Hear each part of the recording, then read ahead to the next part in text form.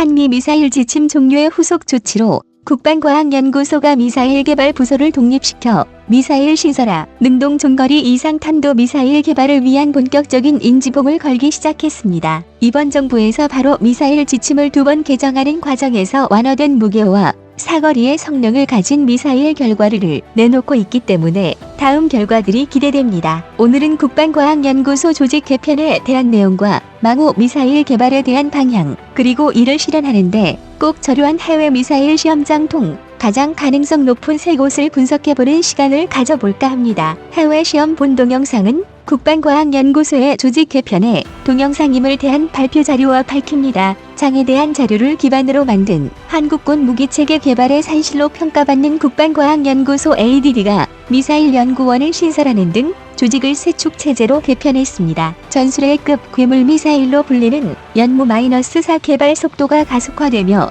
현무-5 개발도 추진될 것으로 보입니다. 지식장고 21일 ADD는 첨단 국방과학기술 개발을 위한 연구 중심 조직으로 조직 개편을 완료했다고 밝혔습니다. 지난 4월 신설된 국방시험연구원 미사일 연구의 체제 포함해 국방첨단과학기술연구원 등 체제로 개편이 이루어졌습니다.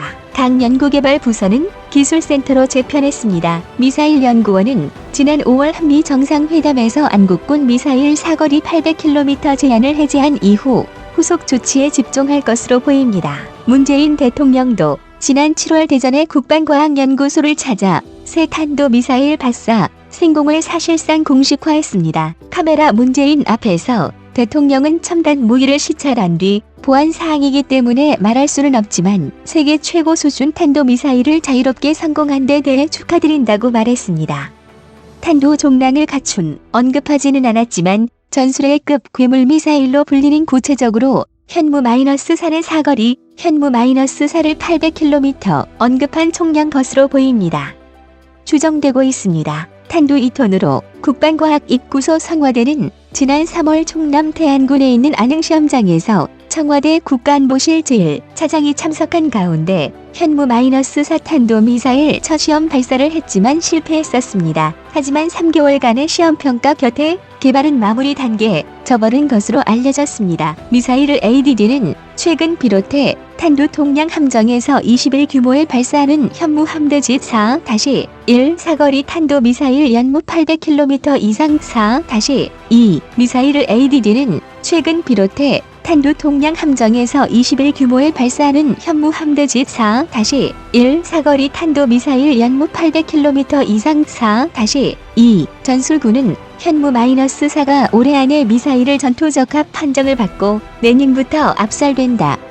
맹목의 버금가는 보유할 것으로 탄도 중량 500kg은 비행장 활주로를 파괴할 수 있는 수준이지만 탄도 중량이 21호로 늘어나면 현존 최강의 벙커버스터인 GBU-57 대비 최소 3배 이상의 관통력을 갖게 됩니다. 강화 콘크리트는 24m 이상, 일반 지면은 180m는 뚫고 들어가는 수준으로 사실상 전술핵급 위력입니다. 국방과학연구소는 201-8년부터 마하5 이상의 지상 발사형 극초음속 비행체를 개발하고 있으며 2023년까지 비행시험 완료를 목표로 개발 진행 중에 있습니다. 마하5의 극초음속 미사일을 남한에서 발사하면 2분 이내에 북한의 주요 목표물을 타격할 수 있습니다. 국방첨단과학기술연구원은 미래 전장의 패러다임을 전환하는 첨단 국방 신기술과 국방 원천 기술을 선제적으로 확보하는 데 주력할 방침이라고 밝혔습니다. 이를 위해 산학연이 국방연구과제 참여 기회를 확대하고 민간 선도 기술의 인큐베이팅을 등해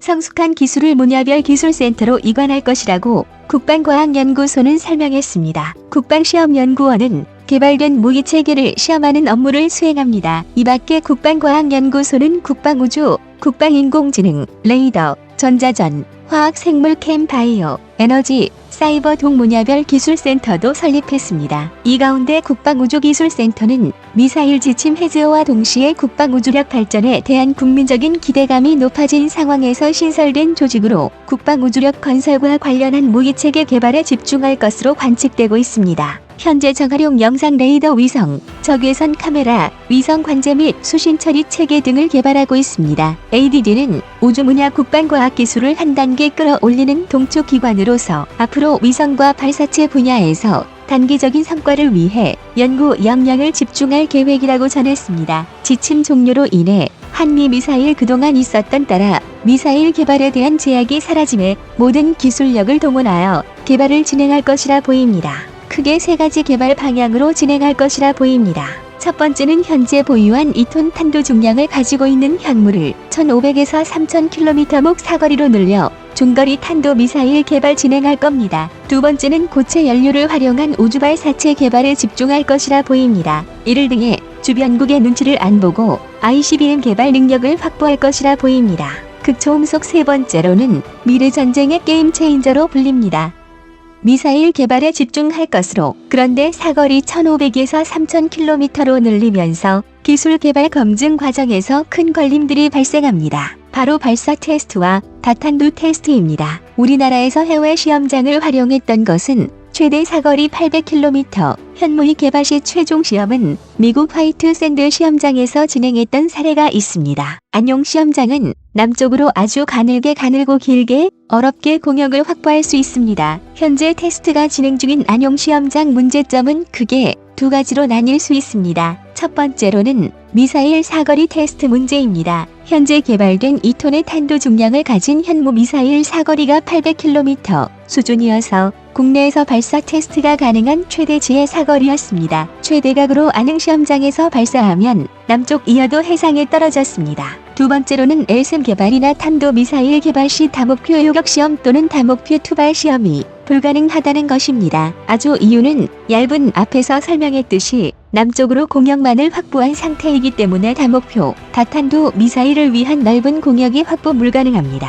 미사일 곧 있을 다양한 전용 중장거리 해외 시험장이 테스트를 필요합니다. 하기 위해서는 해외 시험장으로 우리가 사용할 협회적이 장소는 세 곳으로 둘 것. 첫 번째로는 미국 화이트 샌드 사림장입니다. 테스트를 동명국에 진행했으며 개방적인 일본도 대공 미사일을 시험장으로서 과거 현무이도 테스트를 이곳에서 진행했습니다.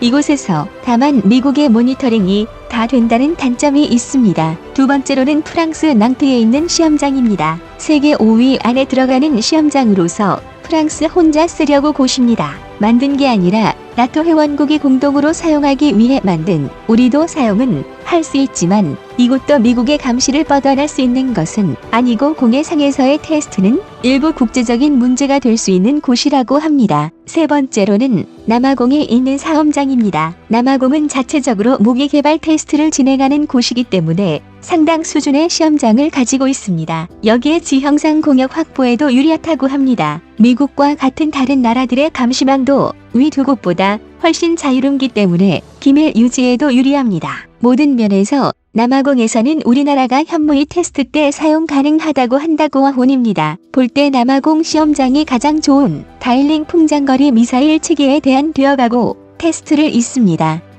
해외 시험장 확보가 필수가 1.